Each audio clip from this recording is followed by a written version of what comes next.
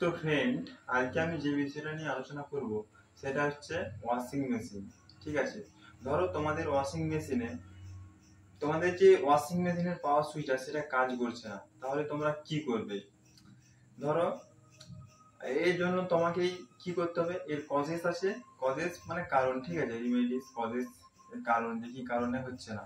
ঠিক আছে, প্রথমে যেটা দেখতে হবে সেটা হচ্ছে ওপেন কানেকশন হয়ে আছে কিনা। ঠিক আছে, মেশিনের মধ্যে কোথাও কোনো ওপেন কানেকশন হয়ে থাকে সেটা তোমাকে ঠিক করতে হবে, সেটা তোমরা দেখতে হবে, চেক করতে হবে। চেক করলে সেটা তোমরা বুঝতে পারবে।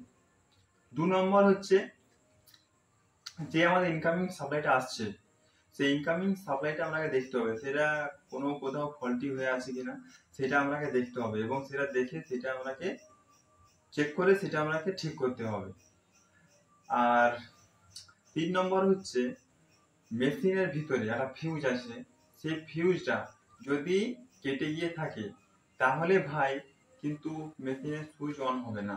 তাহলে ওই ফিউজটাকে আমরা চেক করতে হবে এবং ওই ফিউজটাকে ঠিক করতে হবে। 4 নম্বর কারণ হচ্ছে মোটরের যে উইন্ডিংটা আছে সেই উইন্ডিং এ আমাদের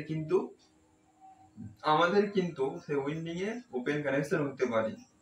তো সেই ওপেন কানেকশনটাকে ঠিক করার জন্য, ঠিক আছে, আমাকে মোটরটা খুলতে হবে। এবারে হয়তো তুমি যেটা শুধুমাত্র দেখলে যে কোথাও কোনো ফল্ট নাই, হয়তো এটা মোটরে ওপেন কানেকশন হতে পারে।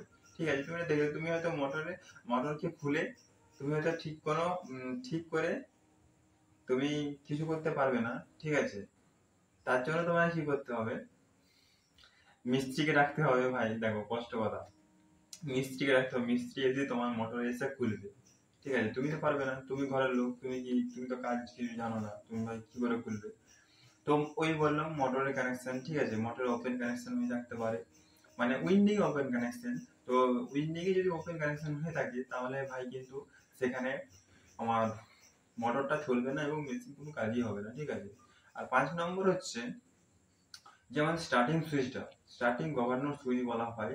তো এই স্টার্টিং গভর্নর সুইচে যদি কোনো কিছু প্রবলেম হয়ে থাকে তাহলে কিন্তু আমাদের পুরো মেশিনটাই বন্ধ হয়ে যাবে, কারণ ওইটাই সব দিকটা কন্ট্রোল করে। স্টার্টিং গভর্নর সুইচ হয়, ওটাকে রিপেয়ার করা যাবে, ওটাকে ইঞ্জিনিয়াররাই শুধুমাত্র রিপেয়ার করতে পারে। ঠিক আছে, ওটা সার্কিটের প্রবলেম।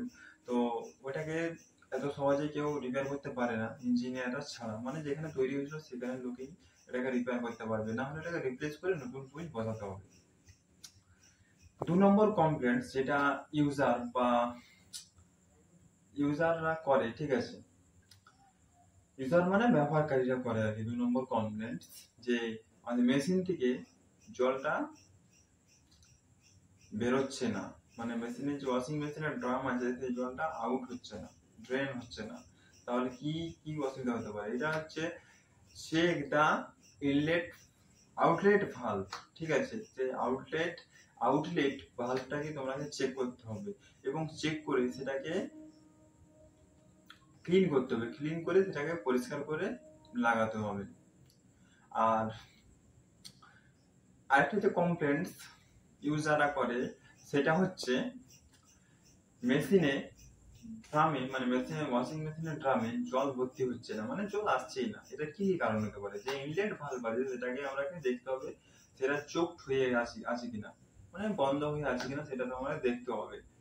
যদি বন্ধ হয়ে থাকে তাহলে কিন্তু বাইরের যে জল সাপ্লাইটা আসছে, ঠিক আছে, বাইরের থেকে যেটা ভেতরে আসছে সেটা আসবে না, এবং যে ইনকামিং ওয়াটার সাপ্লাইটা সেটাও তোমাকে চেক করে নিতে হবে। ঠিক আছে।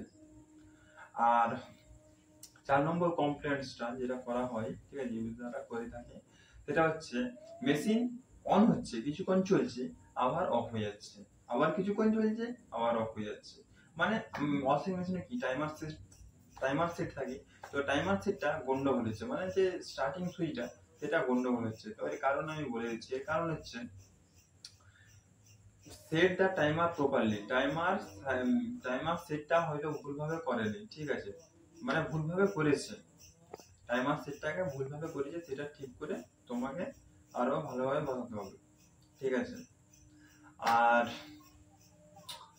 আর এখানেও প্রশ্ন আসবে যে মোটরের উইন্ডিং এর কথা। ঠিক আছে, তো মোটরের উইন্ডিংটা, ঠিক আছে, ডিস্টার্ব হতে পারে। উইন্ডিং বলতে উইন্ডিং এর ইম্পিডেন্সটা, ঠিক আছে, ওইটা ওপেন সার্কিটের ক্ষেত্রে বেড়ে যেতে পারে। ঠিক আছে, এবং বেড়ে যাওয়ার ফলে ওই মেশিনটা কি হবে, ইম্পিডেন্সটা যখনই মোটরের উইন্ডিং এর ইম্পিডেন্সটা যখনই বেড়ে যাবে ও কি হবে, একবার বাড়বে একবার কমবে, একবার বাড়বে একবার কমবে, মানে একবার কিছুক্ষণ চলবে আবার কিছুক্ষণ মানে অফ হয়ে যাবে। এটা হচ্ছে ইম্পিডেন্সের কারণে হয়। এটা একটা হতে পারে, আমি জাস্ট কারণগুলো বলছি, এগুলোর থেকে এটা হয়।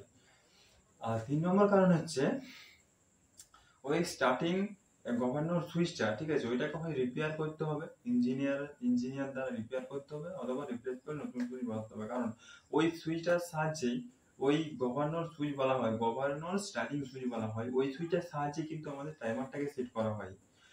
তো টাইমারটাকে সেট করা হয়, সেটা আধ ঘন্টার জন্য হতে পারে, 1 ঘন্টার জন্য হতে পারে। সেরকম তোমরা জানোই, যারা ওয়াশিং মেশিন ব্যবহার করছো, ঠিক আছে, তারা জানবে যে ওয়াশিং মেশিনকে টাইমারের সাহায্যে কতক্ষণ অবধি টাইমারটা সেট করা যায়, ঠিক আছে, আধ ঘন্টাও হতে পারে, যেটা 1 ঘন্টাও হতে পারে, ঠিক আছে, 70 মিনিটও হতে পারে, ঠিক আছে। এই ছিল ওয়াশিং মেশিনের কিছু কমপ্লেন্ট এবং তার কারণ। এই ভিডিওতে এই সব আলোচনা করলাম।